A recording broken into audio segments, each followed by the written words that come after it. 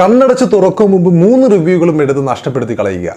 വിക്കറ്റിന് വേണ്ടി ഇത്രയും ത്യാഗം സഹിക്കുക, അല്ലെങ്കിൽ ഇത്രയും ക്ഷമയില്ലായ്മ കാണിക്കുക.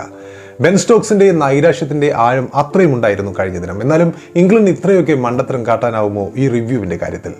ബേസ്ബോൾ ശൈലിയൊക്കെ ശരി തന്നെ, പക്ഷേ കഴിഞ്ഞ ദിനം ആ ശൈലി ശരിക്കും ഗ്രൗണ്ടിൽ കാണിച്ചത് രോഹിത്തിന്റെ ഇന്ത്യയായിരുന്നു. തങ്ങളുടെ തന്ത്രം തിരിഞ്ഞു കൊത്തിയതോടെ അത്രയും നിരാശരായിരുന്നു ബ്രണ്ടൻ മക്കുലത്തിന്റെ ബെൻ സ്റ്റോക്സിന്റെ ഇംഗ്ലീഷ് നിര. അതിന്റെ ആഴം അറിയണമെങ്കിൽ 3 റിവ്യൂകളും ചുരുങ്ങിയ ഓവറുകളിൽ നഷ്ടപ്പെടുത്തിയ ബെൻ സ്റ്റോക്സിന്റെ മണ്ടത്തരം ഓർത്താൽ മാത്രം മതി.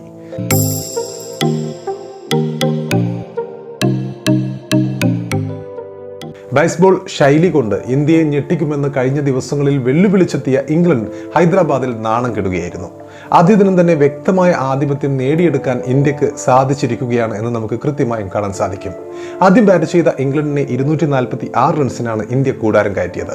മറുപടിക്കിറങ്ങിയ ഇന്ത്യ ഒന്നാം ദിനം സ്റ്റംപ് എടുക്കുമ്പോൾ 1 വിക്കറ്റിന് 119 റൺസ് എന്ന മാന്യമായ ശക്തമായ നിലയിലാണ്. 9 വിക്കറ്റ് ശേഷിക്കെ ഇംഗ്ലണ്ടിനേക്കാൾ 127 റൺസിന് മാത്രം പിന്നിലാണ് ഇന്ത്യ. ബാറ്റിങ്ങിലും ബൗളിങ്ങിലും ഇന്ത്യ സർവാധിപത്യം കാട്ടിയപ്പോൾ ഇംഗ്ലണ്ടിന്റെ മണ്ടത്തരം ഇപ്പോൾ ട്രോളുകൾ ഏറ്റുവാങ്ങിക്കൊണ്ടിരിക്കുകയാണ്. 3 റിവ്യൂകളും 13 ഓവറിനുള്ളിൽ സ്റ്റോക്സ് പാഴാക്കി കളഞ്ഞു എന്നതാണ് കാര്യം.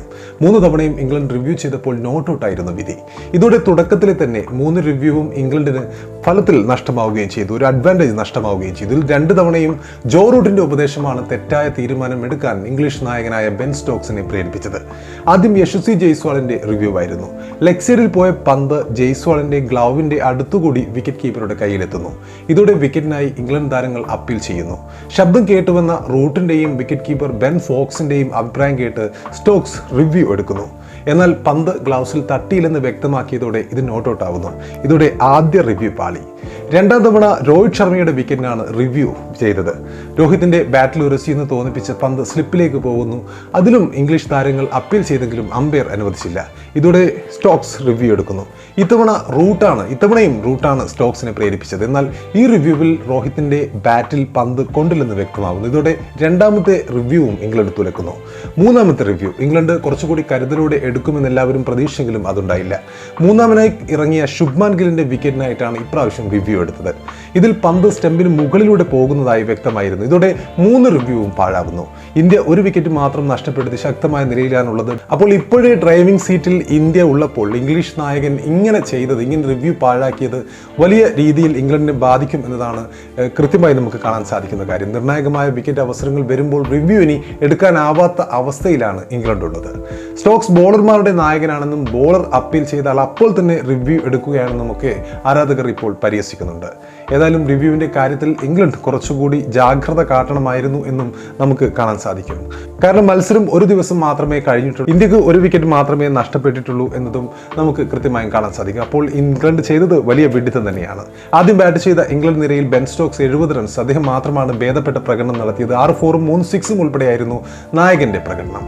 ജോണി ബെയർസ്റ്റോ 37 റൺസും ജോ റൂട്ട് 29 റൺസും നേടുകയുണ്ടായി. ഇന്ത്യക്കായി രവീന്ദ്ര ജഡേജയും രവിചന്ദ്ര അശ്വിനും 3 വിക്കറ്റ് വീതം നേടിയപ്പോൾ ബുംറ, അക്ഷർ പട്ടേൽ എന്നിവർ 2 വിക്കറ്റുകൾ വീതവും സ്വന്തമാക്കി. മറുപടിക്കിറങ്ങിയ ഇന്ത്യക്കായി യശസ്വി ജയ്സ്വാളാണ് വെട്ടിത്തിളങ്ങിയത്. 70 പന്തിൽ 9 4ഉം 3 6ഉം ഉൾപ്പെടെ ഏകദിന ശൈലിയിൽ 76 റൺസുമായി ജയ്സ്വാൾ ക്രീസിൽ തുടരുകയാണ്. രോഹിത് ശർമ്മയുടെ 24 റൺസ് വിക്കറ്റാണ് ഇന്ത്യക്ക് നഷ്ടമായത്.